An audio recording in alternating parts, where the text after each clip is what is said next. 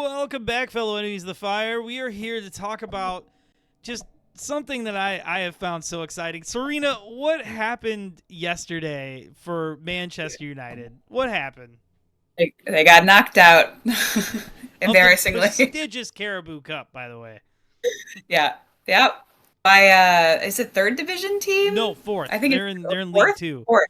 Yeah. So Right, fourth division. Actually, yeah, and I saw their goalkeeper said he was a Man United fan, so he was like, I'm kind of mad. I'm like pissed, but also yeah, half happy. I'm half pissed off. Yeah, I saw that. That was great. Like my club, like, it's crazy.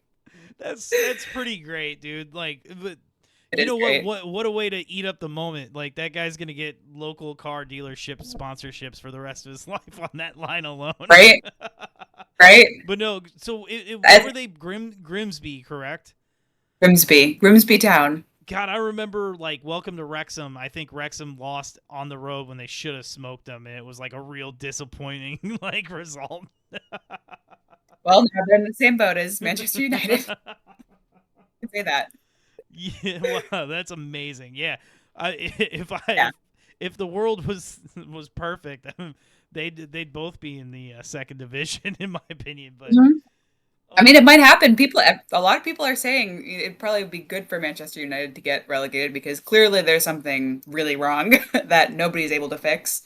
yeah, nobody. Maybe So being, anyway, I'm sorry to interrupt. So I want to go back to this game. So Grimsby went up 2-0, and I saw on Twitter, and I don't know.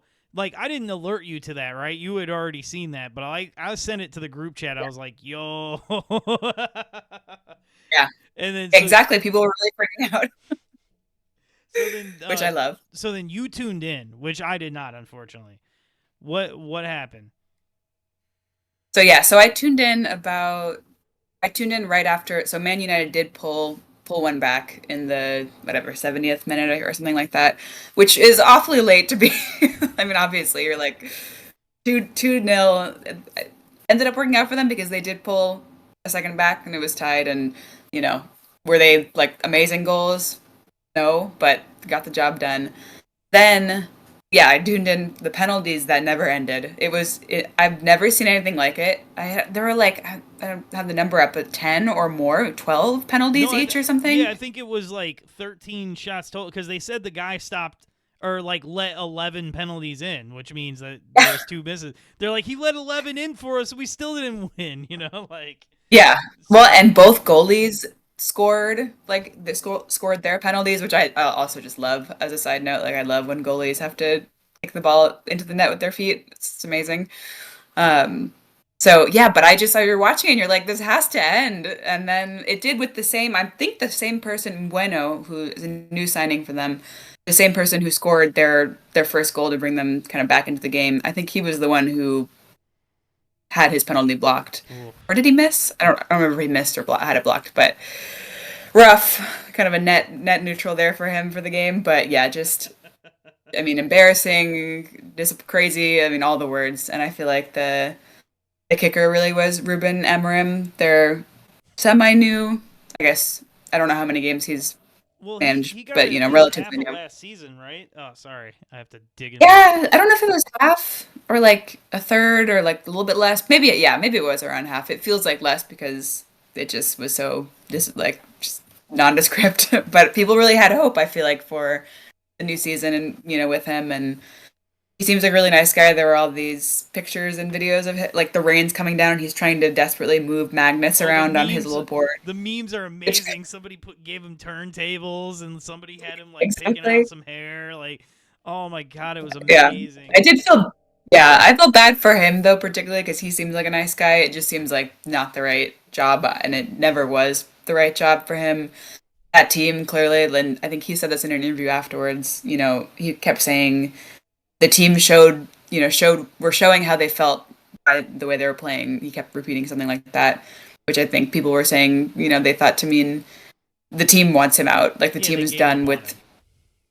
exactly the way he plays and the formation and all of that's just not working. So his days were probably numbered, almost definitely numbered. But it was funny. Well, I mean, somebody's gonna get like the score of a lifetime picking him up, right? Like, Yeah. Oh because yeah. it's somebody, yeah, and you know, was he set up to succeed? Because like you follow this, which by the way, hold on. Side note: the first person to drink wine on the podcast, by the way, which class up the joint. Thanks a lot, Serena. All right. You're welcome. Beyond that, so were the signings that Manchester United made, were they for him, or were they just signings for the sake of signings like they always do, like a Bruno, like with no super plan in place? I think it was the latter.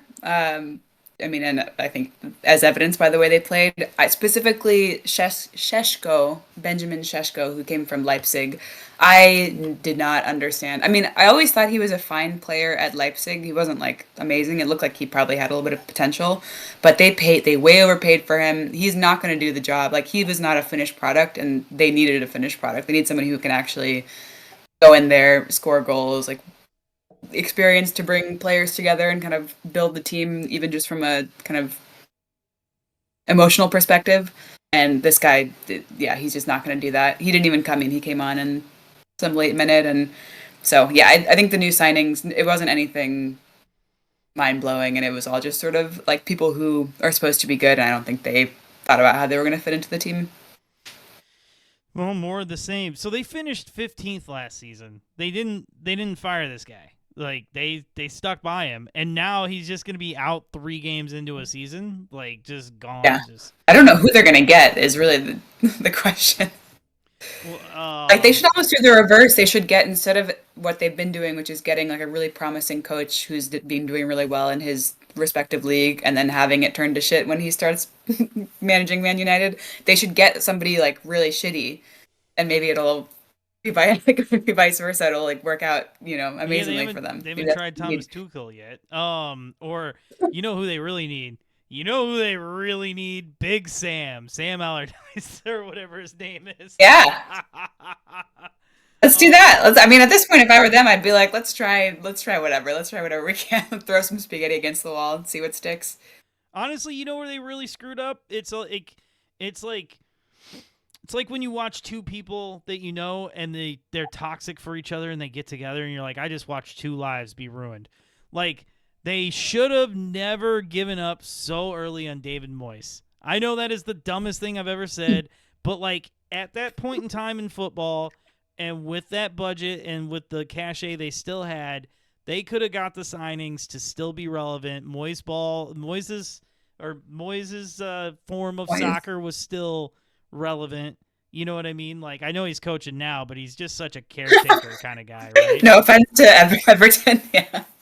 Yeah, when was he managing Man United? That must have been ages ago. Like, how many managers ago was that? Oh, he was the first one after Sir Alex. Sir Alex appointed him. That's why they even had what's his face with the huge hair. God, what was his name? Oh God. Played for Everton forever. Fulali. Mario for oh my God. Can't think of his name, but he had big giant hair, and he played for Everton forever, and then he came over with Moyes, and that was like his one big signing. And then everybody was just like, "We hate you." And like after 12 games, they were like, "We know we said we'd give you 3 years to do this. Peace." No, I don't know if it was that fast, but it was pretty damn fast. Like they just gave up too early. It just, for me, that was a bad mistake. Anyway. Yeah. So 1 year it looks like for him. Yeah. 2013, 2014. Yup. They should have gave him 3. They weren't going to get relegated. Like, the only fear you have as a big team, like, and I guess if you miss Champions League, whatever, but like, dude, the only fear you have is relegation, and if you're Manchester United back then, you're not going to get relegated, so if you finish 7th, who cares? Just build a dynasty again, but no. They had no idea how bad it was going to get back then. They thought 7th is like it'd be the worst nightmare ever. They had no idea where we'd be today. Oh, they really thought. Yeah, no, if you look back and see how many championships Manchester United won, now you'll realize why I'm just enjoying myself so much in this current day and age. Oh yeah. Yeah. Oh my God, Twitter is having a field day. It was yesterday. Was this only yesterday? Yeah. This was only yesterday. The amount of hate watching going on was like off the charts. I just And in the meantime, also Bayern which was what I was watching and kind of more tuned into. They almost lost to also a fourth division team, and it was, I mean, literally until Kane's 90th minute winner, they were going to go to extra time, and which is super just embarrassing. They should have knocked them out like 7-0. That's that kind of team. So I was enjoying that too immensely. Harry Kane missed a penalty, which is like my favorite thing ever that's ever yes, happened. that's amazing. Yes, it is. Yeah. Oh my god, Also, dude.